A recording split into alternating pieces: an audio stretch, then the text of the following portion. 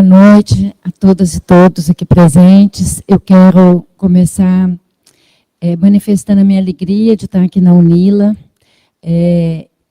Foi muito difícil chegar aqui hoje, eu tive muitos contratempos de voos. No final, passei o dia todo voando, peguei 3 voos, e sentada ali, enquanto eu ouvia essa mesa, eu me lembrei de uma célebre frase, uma das anedotas do Jacques Lacan, o psicanalista, que dizem que um paciente dele teve de atravessar o Canal da Mancha para uma consulta com ele, tinha lá um acidente, enfim, esse paciente passou o dia todo para chegar até o consultório. Quando o Lacan o recebeu, ele já começou falando isso, o Lacan falou, bom, então você chegou, né, já pode ir embora.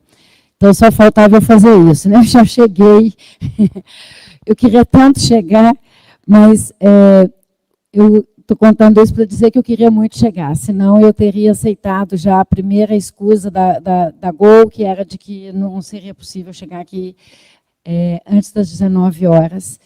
E é porque a UNILA é um projeto que eu aposto muito, é um projeto que é muito importante nas minhas pesquisas, nos meus estudos sobre a América Latina, eu sempre faço muita referência à UNILA. Então, quero começar saudando a reitoria da UNILA, eu faço no nome das 2 pró-reitoras que estão aqui presentes, né, professora Laura e professora Sueli, que eu tinha entendido. É Suelen? Ah, Suelen, depois eu fiquei na dúvida. Suelen, professora Suelen. Agradecer aqui a professora Márcia por toda a receptividade aqui no Instituto de Educação, mas é muito mais do que isso, né? Instituto Latino-Americano de Arte, Cultura e História, porque a UNILA tem uma estrutura diferente das nossas universidades tradicionais, e eu sou de uma delas. Cumprimentar o colega aqui de mesa, mas agradecer e cumprimentar com muita satisfação a professora Ana Paula e a professora Juliana pelo convite, pela insistência, pelo acolhimento, né? Elas foram super gentis nesse período para viabilizar a minha vinda aqui. Desde que eu assumi a diretoria no CNPq, que foi em março de 2023, no início de março, que tem sido muito difícil a minha agenda, muito raro poder participar de um evento da área de educação, porque, em geral, eu estou fazendo, né, Laura, as representações que o CNPq me exige. Eu estava ontem à noite na Bahia, ficarei aqui até o resto dessa semana. Segunda-feira eu estou em Manaus, fico a semana toda lá em 2 eventos pré-COP. Então, tem sido, assim, uma agenda muito intensa. Mas quero cumprimentar cada professor, cada professora, cada estudante aqui presente, por esse dia, 15 de outubro, né, o que marca esse dia 15 de outubro, como o vice-reitor falou, é a conquista de um direito ao reconhecimento de que os professores deveriam ter salários, né, e deveriam ter determinadas condições fixadas em lei. Então, esse é um dia muito importante. E, claro, eu não quero deixar ainda de fechar essa saudação, pedindo para as colegas pró-reitoras enviar um abraço muito forte à nossa magnífica reitora aqui da UNILA, a professora Márcia Araújo Pereira. Diana Araújo Pereira, porque eu estou olhando para a mesa. Diana Araújo Pereira. O tema que me foi apresentado, então, foi esse modelo de educação em disputa no cenário latino-americano e brasileiro. E eu começo, acho que você, Márcia, vai ter de olhar quando eu troco, porque é você que vai trocar aí, não é isso? Então, eu começo, então, esse tema dizendo que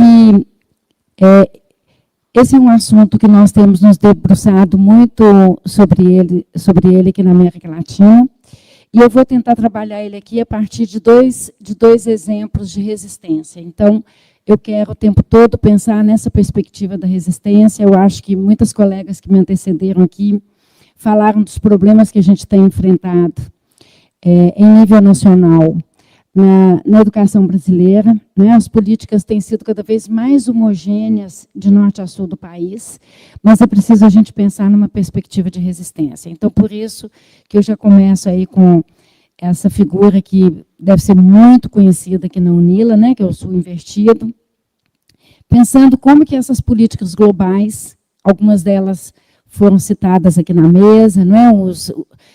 As avaliações em larga escala, a militarização das escolas, enfim, várias outras tendências dessas políticas que já foram mencionadas, mas como elas têm sido apropriadas, contestadas e reconfiguradas em contextos específicos. Porque é claro que, por mais que a gente diga que essas políticas têm sido, de alguma maneira, transferidas por meio do empréstimo de políticas, que tem sido algo muito frequente, muito recorrente na nossa região, elas não são incorporadas e traduzidas da mesma maneira.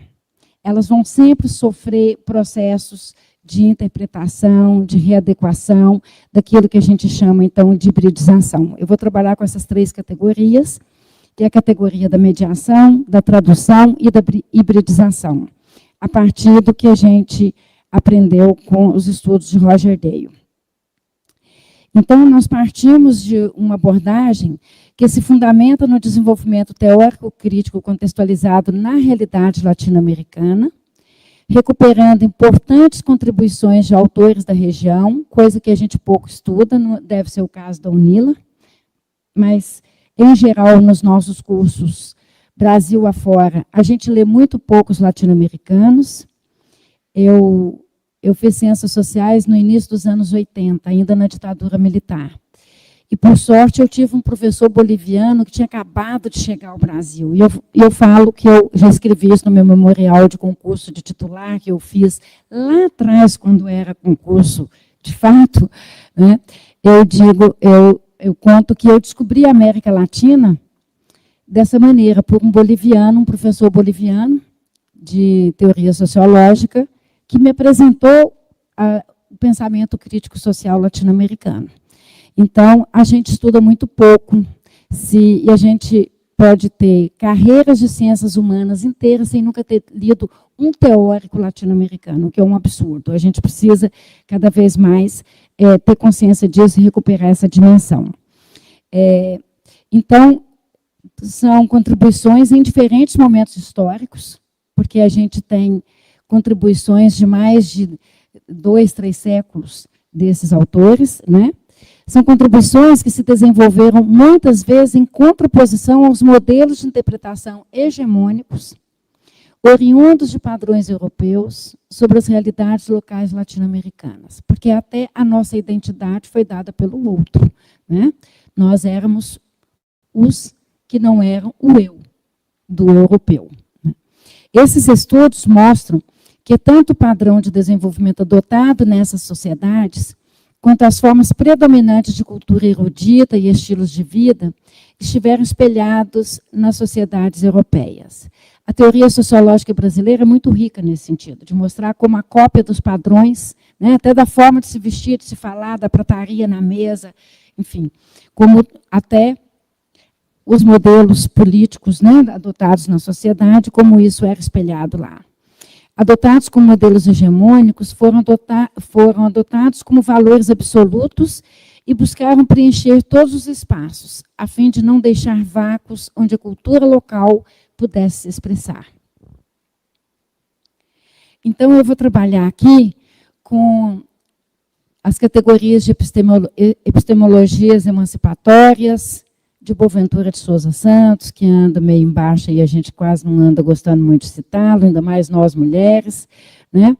De Walter Mignolo, de Aníbal Quirrano, e as pedagogias insurgentes de Paulo Freire, entre outros, e Adriana Puigros, essa grande pensadora argentina, ainda, né, conosco. E de manifestações de movimentos, então eu quero interpretar isso a partir de manifestações de movimentos sociais do sul global. Em particular, o movimento do Sem Terra. Mas eu vou falar aqui de 2 experiências. A primeira do movimento Sem Terra, a segunda da Rede Estrado. O movimento Sem Terra tem construído experiências pedagógicas enraizadas na luta pela reforma agrária, numa epistemologia contra-hegemônica, as quais não só criticam a privatização da educação, a mercantilização do ensino, mas também propõe formas concretas de reorientação da função social da escola. O movimento, o MST, constitui, então, um exemplo paradigmático de resistência à reconfiguração neoliberal da educação pública na América Latina. Inserida em uma longa tradição de lutas por reforma agrária popular, acho que vou ter que pôr os óculos, porque está muito pequeno. Popular, o movimento construiu experiências pedagógicas profundamente enraizadas em epistemologias contra-hegemônicas, que não apenas criticam a mercantilização da educação, mas também propõem formas concretas de reorientar a função social da escola, sendo que essas práticas desafiam os modelos de governança centrados na lógica gerencial e na teoria do capital humano, que nós estamos, né, submetidos, inteiramente submetidos, em todos os campos da vida social.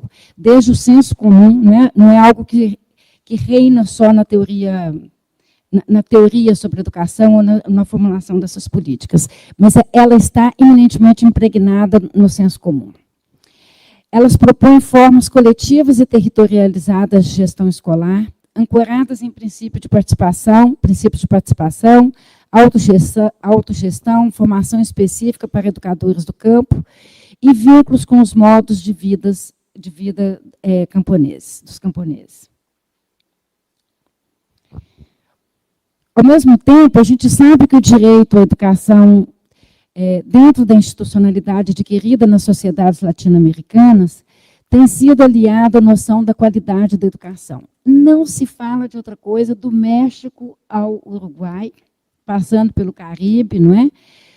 Toda a literatura em política educacional latino-americana contemporânea só fala de qualidade educativa, como se o único problema da educação fosse obter esta coisa subjetiva que ninguém sabe descrever muito bem, o que é uma educação de qualidade, né? O que é o fim último dessa educação de qualidade.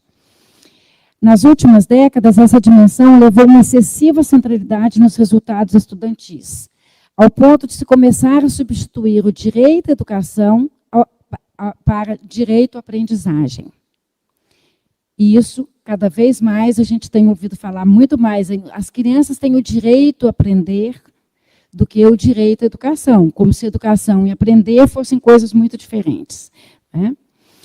E, normalmente, esse discurso é proferido não por pedagogos, por pessoas que de fato, estudam teorias pedagógicas. Esse discurso vem, a gente sabe, muito mais do campo econômico, com a teoria do capital humano. Trata-se de uma visão dominante em âmbito internacional, que toma os resultados dos estudantes em testes cognitivos em larga escala, como principal indicador de excelência educacional. E que apela para critérios de justiça que não problematizam os currículos, o conhecimento que é ensinado a partir de matrizes ocidentais europeias. O PISA, desse ponto de vista, é uma aberração. A gente fica falando de decolonialismo e, às vezes, assim, a gente vê esse discurso contraditoriamente convivente na mesma instituição, na mesma pessoa. A pessoa está falando de pensamento colonial, está falando de resistência, de pedagogia insurgente, mas depois fala, mas a gente tem de melhorar o IDEB, porque o PISA, porque se os nossos meninos forem bem no PISA, quando o PISA é um teste pensado para os estudantes dos países que compõem a OCDE. Há algo mais colonizador do que isso? Querer que essa régua que foi pensada para eles seja aplicada para o mundo inteiro? É um instrumento de política pública, de ação pública, né, que consegue produzir uma regulação em termos de educação internacional jamais vista na história da educação. Eles passaram quase um século para chegar a isso, para construir esse mecanismo, essa coisa indutora, não é da qualidade, indutora de uma agenda educacional. E que apela para critérios de justiça, bom, isso eu já li, né? Essa perspectiva hegemônica se faz presente nas políticas públicas de educação no Brasil de forma tão exacerbada, não considerando outra dimensão da qualidade, além dos resultados dos testes em larga escala. É isso que permite que um governo que tem a educação que tem aqui no Paraná, que nós sabemos que é uma educação altamente autoritária, privatizada, que não exporta só o modelo de privatização, exporta o secretário junto, né, com as propriedades e os negócios que ele tem. Possa colocar outdoors pela cidade dizendo que aqui tem a melhor educação do Brasil. Quer dizer, o IDEB é essa falácia, o IDEB é essa maquiagem que foi feita, né, ele serve muito mais aos gestores públicos do que aos estudantes e do que todo o setor da educação. Quem mais se preocupa hoje com o IDEB é candidato a prefeito, é candidato a governador, porque é a única forma que eles encontraram de reduzir o debate educacional. Antes eles tinham que estudar um pouquinho de educação para poder fazer discurso político sobre educação. Agora basta saber quanto que é a média do IDEB, o quanto era há 5 anos atrás, o quanto eles chegaram, pronto, já tá resolvido o problema, né? Nós reduzimos a um número a questão educacional. Então, eu gosto de trazer esse cartaz aí, esse quadro, que é todo o mundo, né? E os países que fazem o PISA, que fizeram a última versão do PISA, última edição do PISA. Os que estão aí no bottom, em vermelho, ou seja, no rabo da fila, né? Lá no final da fila, se vocês observarem, aí estão todos os países latino-americanos. Nós não temos países latino-americanos aqui, no top da escala. Por que que os nossos países pagam tão caro e se submetem a esse processo da prova do PISA? O Brasil nunca perdeu uma edição do PISA. O Brasil faz a prova PISA desde a sua primeira edição, em 2000. Alguns países latino-americanos já fizeram, pularam algumas edições, voltaram a fazer, mas, em geral, nossos países, juntando, aqui eu não estou falando só da América do Sul, né, América Latina e Caribe, nossos países vão muito mal na prova do PISA e insistem em continuar fazendo esse teste, submetendo os nossos estudantes a esse teste, e usam esses resultados, como já foi mencionado aqui na mesa, né, pela Juliana, sobretudo, para pressionar nossos professores a resolver os problemas que os gestores públicos não conseguem. Porque não são os professores, as professoras que vão fazer milagre para resolver o problema da aprendizagem em sociedades desiguais, como nós temos nessa região, né, e no Brasil, para resolver o problema da desnutrição, muitas vezes, desses estudantes, da falta de apoio que eles têm em casa, da falta de estrutura que as nossas escolas têm. Quer dizer, todas as dimensões que compõem o sucesso escolar são desprezadas, e esse teste, seja ele o PISA, seja o IDEB, é totalmente descontextualizado, entra e extramuros da escola e reduz a qualidade educativa a isso. O aluno foi bem no teste ou não foi? Se ele foi mal no teste, só tem uma dimensão para esses sujeitos que explica isso. O professor não sabe ensinar. O professor não ensinou direito. Então, todas as outras são esquecidas. Não está aparecendo a foto? Está, né? No meu aqui não está. A inferioridade em relação aos países do norte, o que o PISA faz? Na realidade, então, o PISA cria ali 3 grupos, né? Os grupos que estão no topo, os grupos que estão na média e os grupos que estão lá embaixo, né? Na base da pirâmide. E para esses grupos, então, o que a OCDE faz? Ela diz, bom, ela demonstra, então, que nós temos um problema. Esses países que estão indo muito mal no PISA, eles têm um problema. Então, nós podemos dizer que o PISA fabrica um problema. Porque é uma prova que não foi feita para as nossas realidades, não foi feita baseada no contexto latino-americano, no nosso contexto local. E aí ela chega para os nossos gestores, governantes, e diz, bom, você tem um problema, os seus estudantes vão muito mal no teste do PISA. Mas nós temos a solução. Nós podemos te dizer como melhorar essa educação. Esse é um princípio de mercado. E não é por acaso que é a OCDE que faz isso e não mais a Unesco, que é digamos, dentro do acordo de Bretton Woods, dos organismos internacionais que ali foram criados, a Unesco, que era o organismo responsável pela agenda da educação. Ela ainda se crê esse organismo responsável pela agenda da educação. Mas ela já perdeu a agenda da educação há muito tempo. A OCDE, que é um organismo também vinculado a essa ordem de Bretton Woods, é um organismo econômico e que, a partir de 1995, tomou para si a agenda da educação, por entender que educação é condição geral de produção, que educação não é qualquer coisa, que não pode brincar com isso, porque, do ponto de vista econômico, a educação é algo muito importante. Então, ela passa a classificar no mundo onde é que estão as melhores expertises, né, as melhores habilidades para o desenvolvimento do capitalismo global. Não é à toa que esse movimento, esse tipo de agenda vem com a globalização, com a reestruturação do trabalho produtivo, com a transnacionalização da economia. Né? Então, tudo isso está vinculado a um movimento global, onde o PISA demonstra aquilo que Quirrano já falava muito antes de se pensar em PISA, que é uma ordem mundial onde nós somos subalternizados, onde nós, América Latina, somos subalternizados. Né? Você tem, então, no topo ali do PISA, se a gente, vamos voltar aí o quadro só um pouquinho, se a gente volta o quadro, nós temos aqui no topo os países que estão no norte global.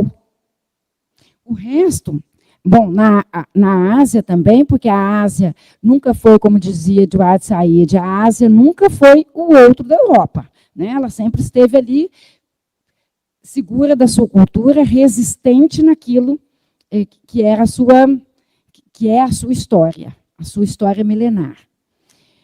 E aí subalterniza ainda mais essa região que já estava, né, que já vem de uma história de subalternidade, de uma inferioridade dos países do Sul em relação ao Norte, notadamente Estados Unidos e Europa. Então, essa inferioridade é uma marca histórica dessas sociedades. Quirrano chamava atenção para a posição subalterna da América Latina na divisão econômica mundial imposta pela Europa desde os tempos coloniais.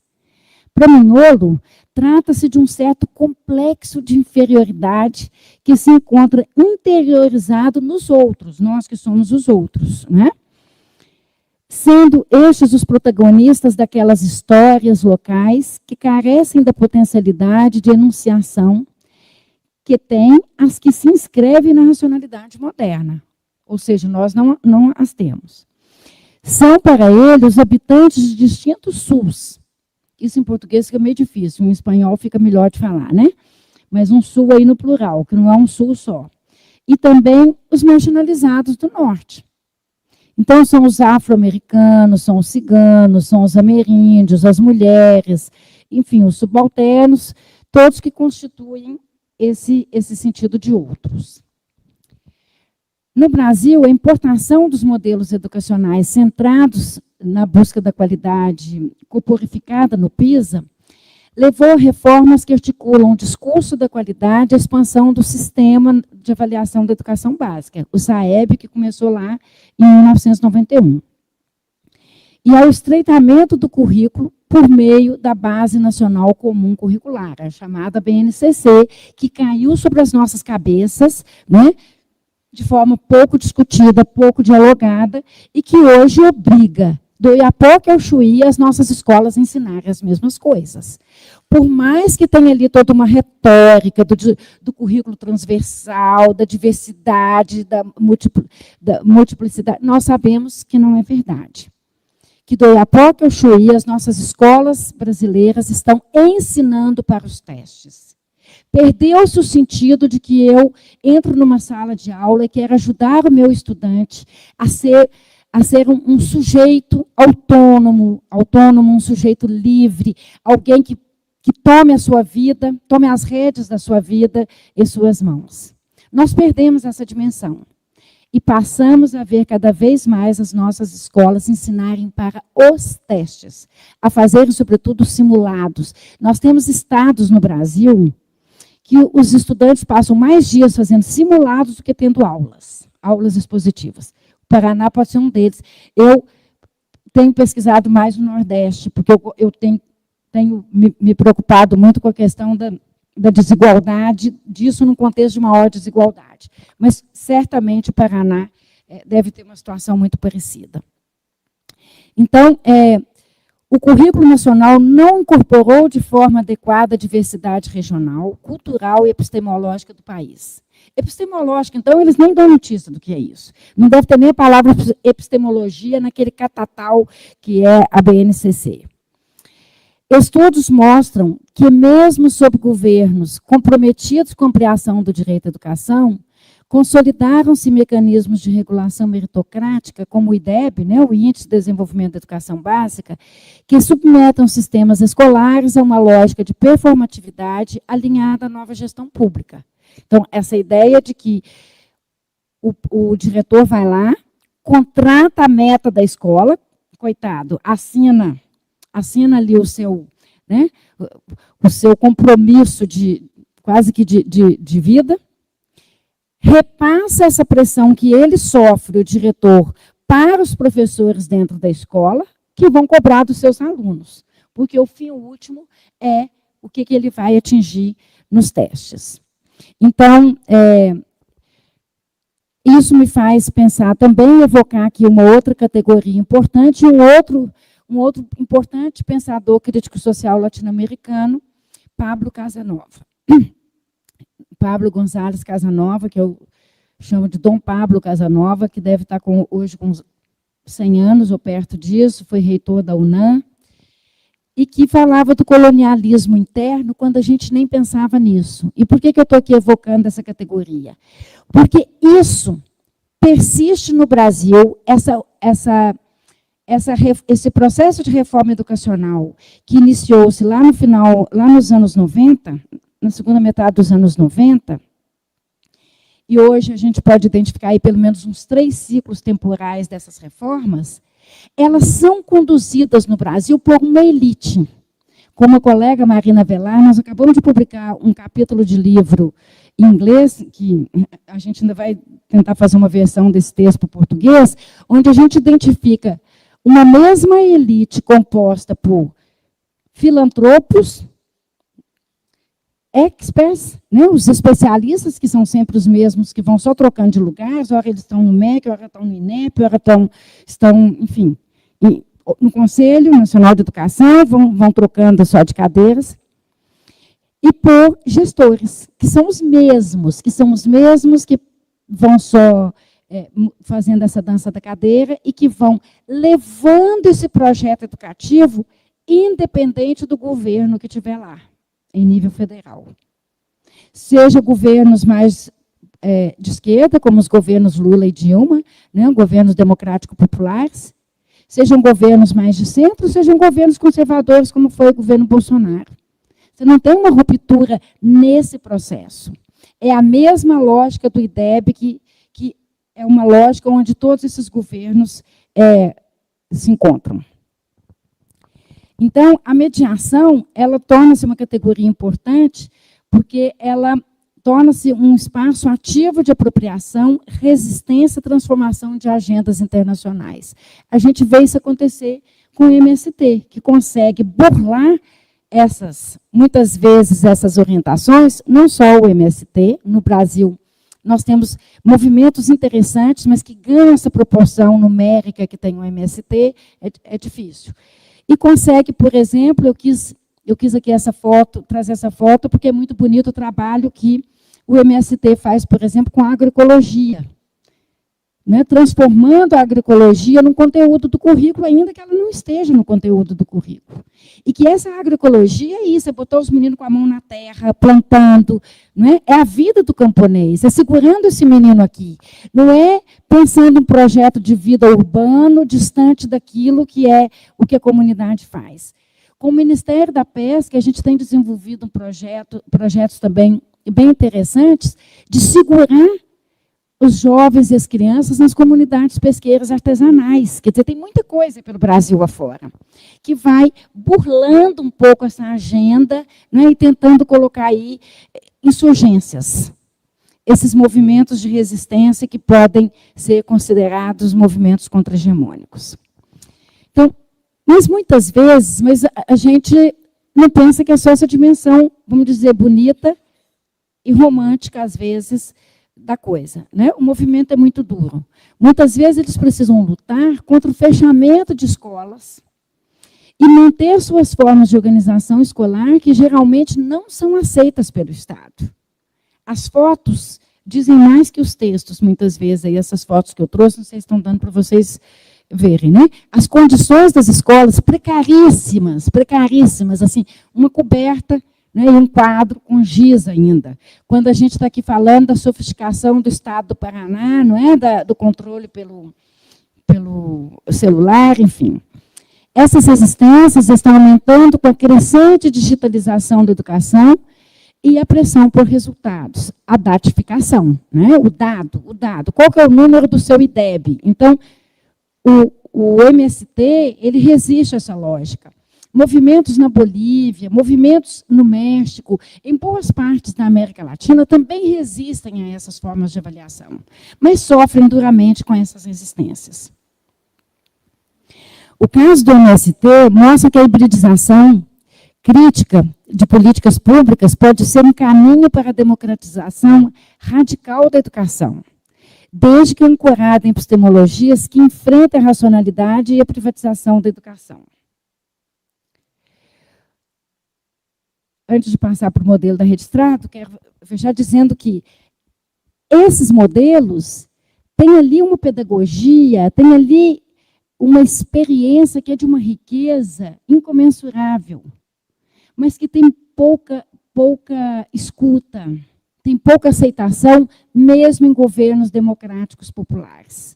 Mesmo num governo como o do presidente Lula, a gente sabe o debate interno, o conflito interno que é entre aqueles que estão lá no governo e defendem esse projeto educativo e aqueles que querem fazer valer a agenda global, porque é a teoria do capital humano é que importa, é a inovação, é o empreendedorismo, é formar a pessoa para, né, sem consciência crítica. Enfim, nós sabemos que nós estamos aí submetidos a essas injunções. Eu peço desculpa pela qualidade dos meus slides, que eu vim ajeitando isso nos voos, e como eu já estava bastante estressada, não ficou muito bom, né? Mas está dando para comunicar. O segundo exemplo que eu quero trazer aqui, e com ele eu vou fechar, é de uma rede que foi criada em dezembro de 1999, no âmbito de um grupo de trabalho do Conselho Latino-Americano de Ciências Sociais, o CLACSO. Vocês sabem que o CLACSO foi, no passado, um importante espaço de resistência da intelectualidade latino-americana. Muitos desses intelectuais que eu mencionei aqui, eu os conheci nesse espaço do CLACSO, há muitos anos atrás. Aníbal Quijano, Pablo Casanova, muitos, alguns que eu nem citei aqui. E naquele grupo de trabalho, que era um grupo sobre... ele mudou tantas vezes de nome, mas é mais ou menos sobre o problema do desemprego e a educação na época, era educação e trabalho. Nós criamos, então, uma rede de estudos sobre trabalho docente na América Latina. E eu acho importante falar desse exemplo pelo que ele significa, pela perenidade dessa experiência e, sobretudo, porque hoje é o dia do professor e da professora. Nós resolvemos criar essa rede porque nós percebemos que todos os nossos estudos, ou boa parte deles, sobre trabalho docente nas realidades latino-americanas, era sempre teorizado a partir de teóricos do Norte. Sejam norte-americanos, pessoas críticas como Michael Apple, Andy Hargreaves, mas era, em geral, Antônio Novo, mas era, em geral, com autores europeus ou norte-americanos. E que havia uma produção aqui na nossa região que era pouco difundida. Os brasileiros não conheciam Emílio Tente, não conheciam Adriana Puigros, os argentinos não conheciam Miguel Arroyo, não conheciam... Enfim, a gente precisava circular esse nosso conhecimento pela América Latina. E essa foi uma experiência fantástica, porque ela foi constituída, nós constituímos uma rede formada por pesquisadores acadêmicos, portanto, nas universidades da América Latina, mas por sindicatos docentes. E nós fomos premidos a criar uma rede para pensar, discutir estratégias, conhecer a realidade, diante da violência com que as reformas neoliberais chegavam nos nossos países naquele momento, atacando sobretudo as escolas. E, obviamente, os docentes, e, consequentemente, os docentes. Então, nós criamos essa rede de estudo e demos a ela esse nome, Rede Estrado. Porque estrado é isso aqui, ó. Para quem não sabe o que é a palavra estrado, essa coisa mais alta aqui, que alguns vão pensar que é um palco, é um estrado, é onde o professor sobe, ou subia antigamente, porque a pedagogia a pedagogia freiriana e a pedagogia de Celestin Freinet propôs retirar o estrado para o professor ficar no mesmo nível que o estudante, né? Mas era onde o professor subia para ensinar no quadro negro. Então, o estrado é o local de trabalho dos professores, das professoras, mas é também uma sigla, Estudos sobre Trabalho Docente, que em português e em espanhol é a mesma coisa, Estudos sobre Trabalho Docente. Essa rede, então, se constituiu assim, primeiro como um e-mail, era uma troca de e-mails, depois nós fomos fazendo encontros periódicos, e agora, no próximo mês, de 11 a 14 de novembro, em Salvador, Bahia, nós já vamos realizar o 15º Seminário Internacional da Rede Estrado. A cada 2 anos, a Rede Estrado organiza um encontro internacional em um país da América Latina.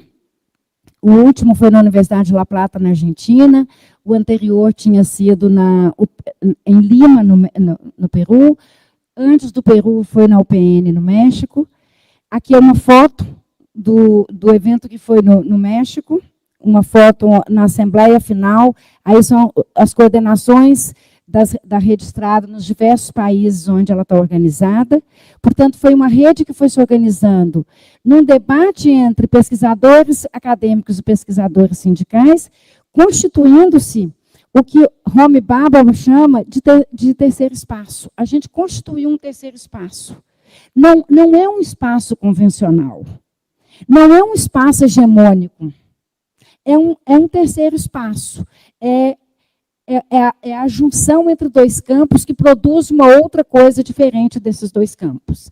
Então, eu convido vocês a conhecerem mais essa Rede Estrado, que também é, do meu ponto de vista, uma proposta insurgente, não é? Tem nela uma pedagogia insurgente. Ela reúne hoje os principais pesquisadores sobre trabalho docente na América Latina. Cada encontro internacional desses, a gente tem em torno de 1.000, a mais de 1.000 participantes. Essas são algumas das publicações que a Rede Estrado fez ao longo dos seus anos. Aí são muitos livros, são todos de acesso aberto. Aqui são dossiês em revistas. Aqui são CDs do tempo ainda do CD, dos trabalhos que eram apresentados. E, em geral, esses trabalhos são... a Rede Estrado é aberta tanto a trabalhos na natureza acadêmica, quanto também relatos de experiência. Eu paro por aqui, agradecendo muito vocês pela atenção e dizendo que a UNILA pode ser um espaço de pedagogia insurgente, um espaço de resistência, porque vocês têm a responsabilidade, né, desse papel fundamental que a Suelen falava há pouco, na abertura, de fazer essa integração tão importante para nós, latino-americanos. Muito obrigada mais uma vez pelo convite e pela audiência.